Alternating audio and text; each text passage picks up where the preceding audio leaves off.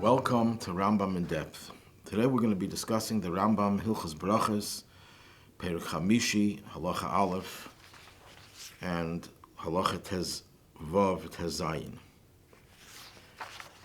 The Rambam talks about the chiyuv of Birchas Hamazon, and he says, Katanim chayavim bebirchas Hamazon bedivrei seifrim k'dei lechancham, that a Katan, a minor, is obligated to bench midirabanan in order to be mechanech them, to educate them. From the Rambam's wording, it seems that the obligation is on the Katan, on the minor. There's a machlekes harishenim, a very well-known dispute amongst the rishenim, when we know that there's a mitzvah of chinuch, to educate our children. Is the chiyuv on the father, or the chiyuv is on the child himself? Rashi's opinion is that the chiyuv is on the father, and so to the Ramban, Tosfos and the Ran disagree, and they say no, the chiyuv is on the Katan himself. So from the lashon, the language of the Rambam here, it seems that the Rambam holds, like the Shita of the Ran, that the Katan himself is obligated. He has a rabbinical obligation. That the Chachamim impose this obligation on the Katan. It could also be medayik from the Rambam later on in Perek Hey Halacha Tez Vav. The Rambam says, "Uben mevarech la'aviv," that mitzad hadin, a son, and obviously we're talking about a minor son, could bench and discharge the obligation of his father, if the father, for whatever reason, can't bench. And likewise, in the next halacha, he makes it very clear, that a Katan can be meitzi, the adult, because the Katan has an obligation midirabanan, and if a person eats an amount that is only rabbinically obligated to bench, the Katan has the same status, and therefore he could be meitzi, the adult. So we see from here that the Katan is the one, the Rambam holds the Katan is the one who has the obligation himself. If it's the father's obligation, then how could the Katan be meitzi someone? The Rebbe in Chedushim with Biurim B'Shas, Chelik Beis, brings this Rambam, and he brings a few other places. In Hilchos tzitzis, the Rambam says, Medivrei seifim, shekol katan sheyadei lisatev chayiv b'tzitzis, that any katan who knows how to envelop himself with talis is obligated to have tzitzis, k'dei lechanche b'mitzvos. So you see, he says chayiv b'tzitzis, the katan is chayiv. In Hilchos Brochos, we just saw the Rambam holds Katanim chayavim bebirchas hamazon b'divrei seifrim. In Hilchos Sukkah it says Katan she'ein tzarich le'imay chayiv b'sukkah b'divrei seifrim k'dei lechanche b'mitzvos, that a Katan is obligated midirabanan, and it doesn't say the father is obligated to do it to his son, but he is obligated. And the same thing in Hilchos Lulav, a Katan hayadei l'naneya chayiv b'lulav b'divrei seifrim k'dei lechanche b'mitzvos. So you see from all these different places that the Rambam holds that the chiyuv is on the Katan himself. Now, there are other places where it seems differently. And the Rebbe brings in Hilchos Tefillin, the Rambam writes, Aviv lekeach le'tefillin kedei lechanchi b'mitzvos. So he puts the onus on the father. So the Rebbe explains that by Tefillin it's different. Why? Because by Tefillin negeya begeder ha-mitzvah shelo yasir daita mehem. In that very same halacha, the Rambam makes it clear that tefillin are so holy that you can't be masir das, you can't take your mind off of them. And therefore, it's not something that a Katan is able to maintain. Therefore, the Chachamim didn't want to bring the Katan into the chiyuv of tefillin. So instead, they impose this on the father. And if the father sees the Katan is ready for the tefillin, he gets him tefillin.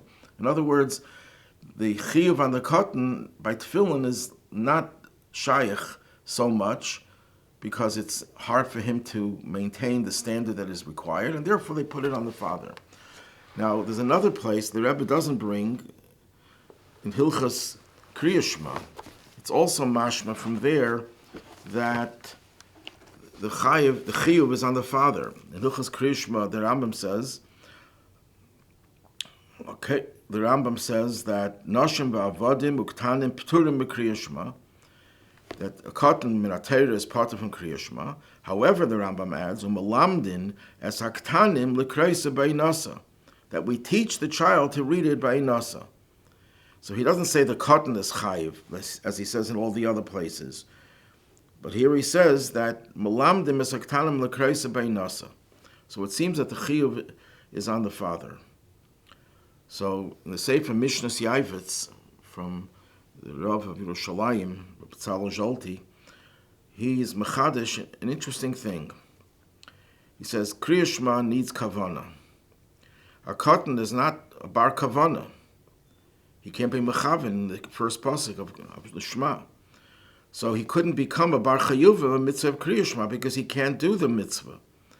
So that's why the Rambam says that in spite of the fact that he can't do the mitzvah, the father has a chiyuv to be mechanech him, to train him. And he explains as follows, that in a mitzvah there are two things. There's the ma'aseh ha-mitzvah, the act of the mitzvah, and there's the kiyum ha-mitzvah, the fulfillment of the mitzvah, and they usually go together. But here's a case where the child can't be mekayim the mitzvah properly because he doesn't have kavanah. So the kiyum ha-mitzvah he doesn't have, but at least the ma'aseh ha-mitzvah you have. And that's what the Rambam is mechadish, that in some cases where you can't be mekayim the mitzvah, and therefore you can't put the chiyuv on the katan, because he doesn't have a kiyum mitzvah, but the father should nevertheless train him to prepare him for adulthood. It's a different din of chinuch, that it's on the ma'aseh mitzvah. And an afkamino lahalacha is that there's a machlekes apaskim, when you're mechanech a katan to do a mitzvah, does he have to do the mitzvah ketikuna, the way a mitzvah is supposed to be done? So he should fulfill it as if he was an adult. Like take, for example, a lulav. A lulav on the first day of Yantiv has to belong to you. So the question is, if you give the lulav to a katan, it becomes his and he can't give it back. And therefore you wouldn't be able to use it that day. So some suggest that you don't give it to the katan, it doesn't belong to him. But that's a shaila, because if it doesn't belong to him, he wouldn't be Yetza if he was an adult. So some poskim say that's good enough, as long as he's doing the Ma'aseh HaMitzvah. So Mishnah Yabba says, Mechadish, that by Kriya Shema, the Ma'aseh HaMitzvah could be fulfilled, even though the Kiyum HaMitzvah he may not have. But here's a bigger question.